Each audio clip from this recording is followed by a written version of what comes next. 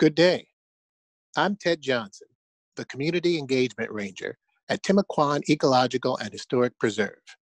As a National Park Service site, Timucuan Preserve protects the natural ecology of over 46,000 acres of land and water and over 6,000 years of human history along the St. Johns and Nassau Rivers in Northeast Florida. I'm here with Chanel and Felicia to share a creative project we worked on together to help tell the stories of those enslaved at Kingsley Plantation, one of the historic sites protected within the preserve. Hi, Ted. I'm so glad to be here. I'm Chanel Davis Bryant, the program manager with Groundwork Jacksonville, and I lead the Green Team Youth Corps. The goal of the Green Team is to empower youth to become active community stewards through environmental education and financial incentive. My privilege is to develop the next generation of environmental leaders and community stewards with our year-round program. Each summer, I lead a group of 22 youth, providing opportunities for them to engage in educational and inspirational outdoor activities while learning skills to become the next generation of environmentally engaged leaders of Jacksonville. Hi, and I'm Felicia. I'm the Program and Outreach Director for the Timucuan Parks Foundation. We're the official friends group for the National Park Service here in Jacksonville. Our mission is to preserve, promote, and enhance Jacksonville's natural areas through community engagement, education, and enjoyment. We've had a lot of fun this summer hosting the Green Team in the Timucuan Preserve, getting the kids outdoors for kayaking. We've been fishing and just exploring the park's natural and cultural resources. Last summer, we all met to brainstorm how to most effectively engage the Green Team at Timucuan Preserve. And we developed a project that provided the youth with an opportunity to learn about the National Park Service, Kingsley Plantation, and to honor those who were enslaved at the site, all in support of the national commemoration of the 400th anniversary of the arrival of the first enslaved Africans in British North America, also acknowledging an even earlier African presence in Spanish-claimed territories such as Florida. The commemoration is also meant to celebrate the resilience and contributions of African Americans. Special insights were provided by Kingsley descendant Miss Perry Francis. Most importantly, the youth were provided opportunities to learn and develop invaluable life skills, including critical thinking, active listening, and public speaking. Green Team members also gained insight that will be helpful in competing for National Park Service jobs in the future. And the Jacksonville Public Library sponsored 2 special training sessions focusing on effective researching techniques. Originally, the team was going to present a public program on the grounds of Kingsley Plantation. Then the pandemic hit, and we waited in anticipation of being able to hold the program in person. As the pandemic wore on, we knew with certainty we wouldn't be able to conduct an in-person event. We adapted and changed plans multiple times. We reevaluated the situation, revised our plan, and reemerged as stronger partners. We focused on providing the most valuable and rewarding experience for the Green Team. With the support of Timucuan Parks Foundation, we were able to create these very unique mini Black History lessons. We were more than happy to support this project and these young creative stewards. We had grant funding from 400 Years of African American History Commission, the National Environmental Education Foundation, and a National Park Service Challenge grant. We also think these podcasts are going to be valuable to those who want to know more about the national park here in Jacksonville, and it's important for everyone to know about those enslaved at Kingsley Plantation. These radio shows were created through video conferencing software, with each member calling in from their homes, as we were all self-isolating for safety. We worked to create the most optimal sound recordings given the challenges. Our producer, Tim Driscoll, worked incredibly well with the technological challenges, and the Green Team members had a rich and enjoyable learning experience. They combined their learning with their creativity to contribute to sharing the stories of Kingsley Plantation. Despite the challenges and changes, we are excited to have partnered with the National Park Service and Timucuan Parks Foundation this year in commemoration of those who were enslaved and endured seemingly insurmountable conditions and exhibited unimaginable resilience in the U.S. over the past 400 years. It is my pleasure to introduce the Green Team's late night show.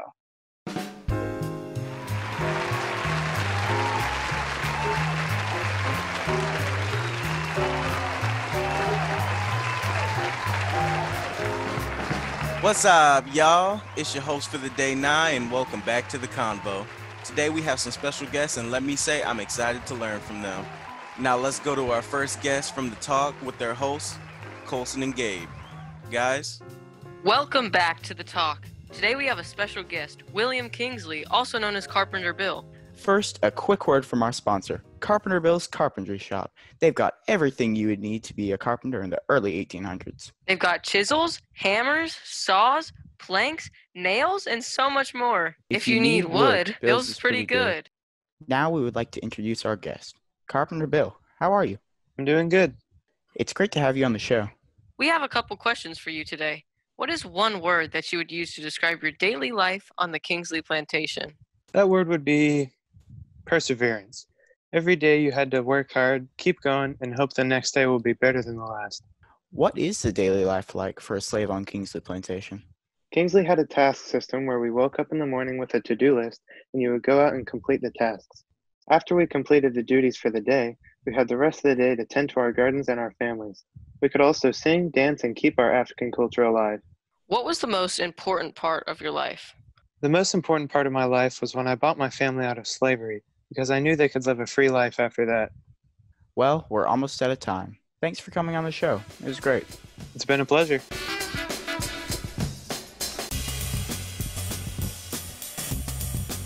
Now we turn it over to the real history lesson with Kayla and George. Take it away. Welcome, listeners, to the Real History Lesson with Kayla and George. Today we will be interviewing Esther Napoleon Lottery Bartley. Let's get right into the interview with the first question. Miss Esther, how are you doing today? I'm doing well. I'm excited to be here. That's great. We are excited for you to be here. So, Miss Esther, when and where were you born? I was born in 1823 at White Oak in the Kingsley Plantation. So, what were some of your greatest adversities? I was sold to different plantations. Also, I was widowed twice. That must have been hard. Not everyone understands the actual struggles that living came with back then. Very, and they don't know now, but I think they'll get the understanding soon. Yes, they will. But how would you describe yourself as a person? I would say that I'm brave, wise, an old-timer, and preserving. Those are some great characteristics. An old-timer? Well, you look very young. I heard you have kids. How many kids do you have and what were their names? I had 4 beautiful children named Anna, Bruce, Sally, and Antoinette. Those are some beautiful names. Now, what would you say that you were known for? I was known for my keen and quick intellect, also my exceptional memory.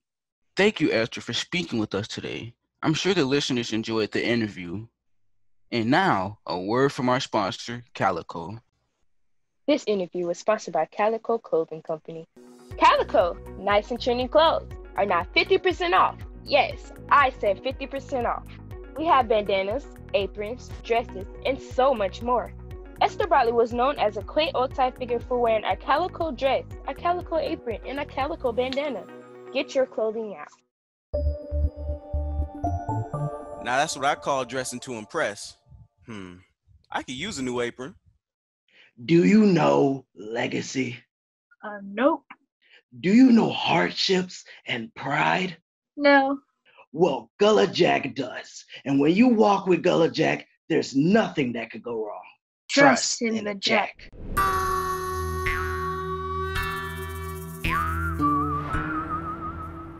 That moved me to tears.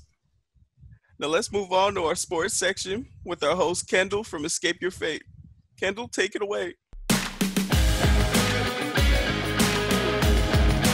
Hey everybody, welcome to Escape Your Fate. I'm your host, Kendall Ford, and I'm here with my co-hosts, Sierra Burton and Courtney Presley. Say hi, everyone.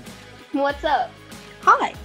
And before we get into it, Escape Your Fate is sponsored by the greatest universal concept of them all, family. Hannah, of course, is a cover athlete because no matter how difficult things got, she always kept her family together. Family. No one left behind. All right, that was amazing. Now let's get right into it. Man, oh man, do we have a shooting star tonight as we talk about Hannah Kingsley. She was born on the Laurel Grove plantation to Scipio and Old Rose, and she's been put through the roughest of the rough. Courtney, take it away. Sure. So Hannah's been through so much. Let me tell you. Not only was she born into slavery on Kingsley Plantation, she was kidnapped at the age of 9 with 41 other slaves by the Alachua Creek, a tribe of indigenous people during the Patriot Rebellion of 1812. After disappearing for 8 years, she appeared at Don Felipe Solano's plantation in St. Augustine. But before we go any further, Sierra, give us some more insight into Hannah. Of course. When she reappeared at this new plantation, Hannah had established a family. She had married a fellow slave named Dick and had 2 children, a daughter named Mary and a son named Joe. Displeased with the new conditions, she took her children and ran back to the Native Americans and established herself within their community. After the American occupation of Spanish Florida, her way of life was threatened due to the removal of Native Americans to Oklahoma along the Trail of Tears. With her family at risk, she took her family and relocated to Canadian River. She's been through so much, and her struggle has really pushed her forward. Back to you, Kendall. Thank you all for giving us more insights into Hannah's background. Hopefully, Hannah's able to reunite with her son and build a prosperous life in Oklahoma. We're your hosts, Kendall, Courtney, and Sierra, and we're signing out. Let me just say, y'all have been amazing tonight. As a treat, here's a special message about the legendary Gullah Jack, who was sold by Zephaniah Kingsley and helped plan a slave revolt with Denmark Vesey in Charleston all the way back in 1822. Take it away, guys. This is the story of the rebellious folk hero. He was a priest, a slave, and a lieutenant of Denmark Vesey. His name was Gullah Jack, aka Coder Jack. Coder was his actual name, but he mostly went by Gullah Jack. The word Gullah is the name of the descendants of enslaved Africans who lived on the sea islands of South Carolina, North Carolina, Georgia, and northern Florida. And now, what you're about to hear is a rap about Gullah Jack's short but memorable life.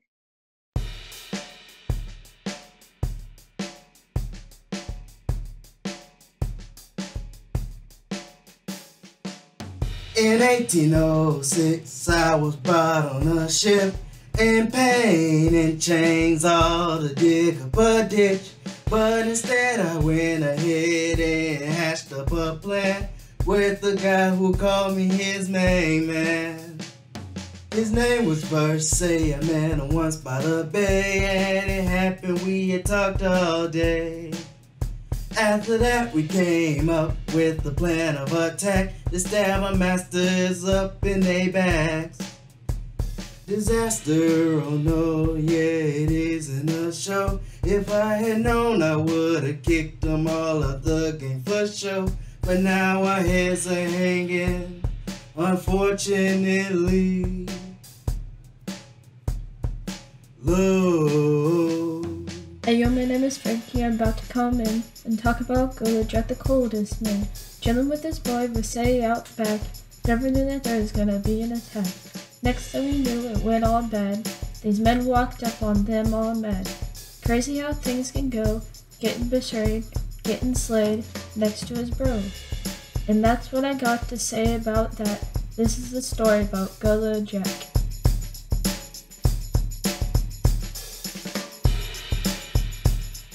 Amazing.